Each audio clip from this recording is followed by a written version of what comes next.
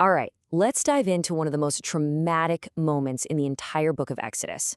I mean, this is a story that kicks off with just a complete and total failure. We're talking about a sacred promise literally shattered into pieces. But you know what? The real story isn't about the failure itself. It's about what happens next. It's about what it takes to get a second chance and how in the world you rebuild a relationship that is right on the brink of collapse. So, this whole situation forces us to ask a really profound question, right? How do you repair a promise made with God? I mean, what does that even look like? It's not like you can just say, my bad. Well, the book of Exodus actually lays out this fascinating and super dramatic path to reconciliation. Okay, so to really get the weight of this moment, you've got to remember what just happened. The original tablets, right? The physical proof of this covenant with God, Moses just smashed them to pieces in a fit of rage. So, yeah, the deal is off. The relationship is completely broken. What we're about to explore is the incredible story of what happened next. So, first things first, we really need to understand just how bad things were. See, those shattered stones, they were way more than just broken rocks. They were a symbol for something much, much bigger. A shattered covenant. We're talking about the foundational agreement between an entire nation and their God, and it was in a million pieces. And to get that, we have to talk about this word, covenant. Now, this is not just a simple promise, okay? Think of it like the most solemn, binding contract you can possibly imagine. It's like a treaty that defines a whole relationship, the terms, the rules, the consequences, the whole shebang. Getting this concept is absolutely key to understanding the rest of the story. So, where do you even start to fix something this broken? Well, it all begins with a direct command to Moses, and I want you to notice the specific language here from the text, which you broke. Oof, there's no sweeping it under the rug. It's a clear acknowledgement of the failure. But right after that comes the instruction to start over. And get this time, Moses has to carve the new tablets himself. He has to take a very active physical role in the repair process. All right, so with these new blank tablets in hand, Moses is told to go back to the very place where it all started, the top of Mount Sinai. You can just feel the tension, right? This is a high-stakes meeting, a summit for a second chance. But this time, the rules for this meeting are even stricter. Yeah, the text is super clear about the conditions. Moses has to go completely alone. No one can come with him. In fact, the entire area at the foot of the mountain has to be cleared out. Not even animals can be nearby. This just emphasizes how solemn and personal this encounter is. This isn't some public show. It's a deeply, deeply serious moment of reconciliation. So Moses gets to the top of the mountain. And what happens next? Well, this is the absolute core of the entire story. This isn't a negotiation. It's not a debate. Instead, God makes this incredible, direct proclamation of his own character. He's defining the very nature of the one with whom this new covenant is about to be made. The text describes this really powerful moment where God passes in front of Moses and just proclaims who he is. And listen to this. The very first words aren't about judgment or anger, which you might expect. Instead, there's this overwhelming emphasis on compassion, grace, and love. This is the new foundation that this second chance is being built on. But the description doesn't stop there with mercy. It gets way more complex. On the one hand, you have this promise of boundless forgiveness for wickedness, rebellion, and sin.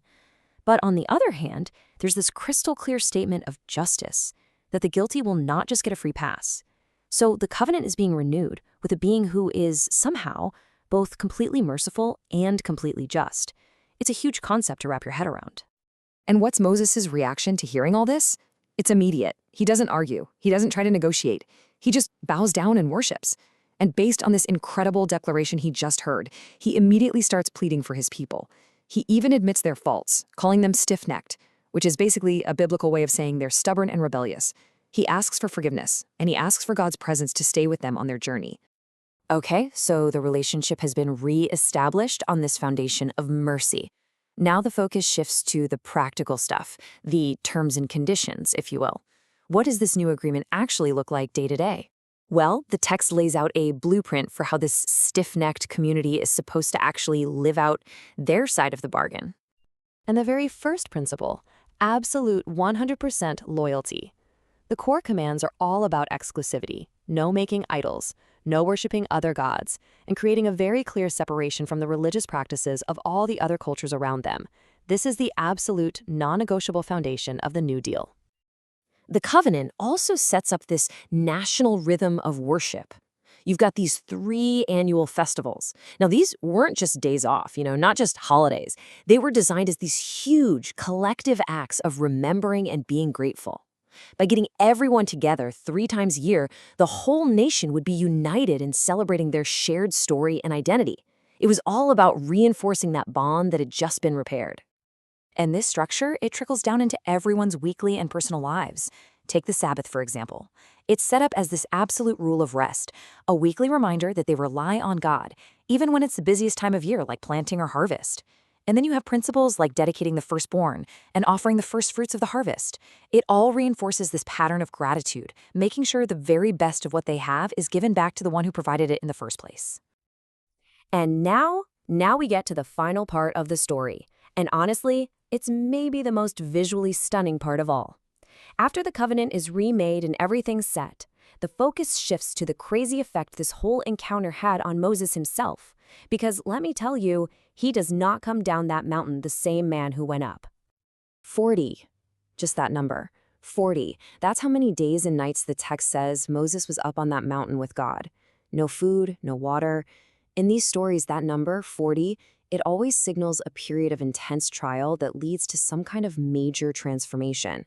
And in this case, boy, did it ever. This whole ordeal leaves a visible physical mark on him. But here's the really wild part. Moses himself is totally unaware of the change. He has no idea. He's so focused on the mission, so absorbed in what just happened, that he doesn't realize his own face is, well, it's shining. It's radiant. The proof of his divine encounter is obvious to absolutely everyone, except for him. So, you'd think the people would be celebrating, right? But that's not what happens. Their reaction is fear. The change in their leader is so profound, so otherworldly, that it actually creates a distance between them. They're literally afraid to get near him. His closeness to the divine has made him both awesome and, frankly, a little terrifying to them. So what's the solution to this problem? A veil. Moses comes up with this system, this rhythm. He takes the veil off when he's speaking directly with God, but he puts it on when he's talking to the people.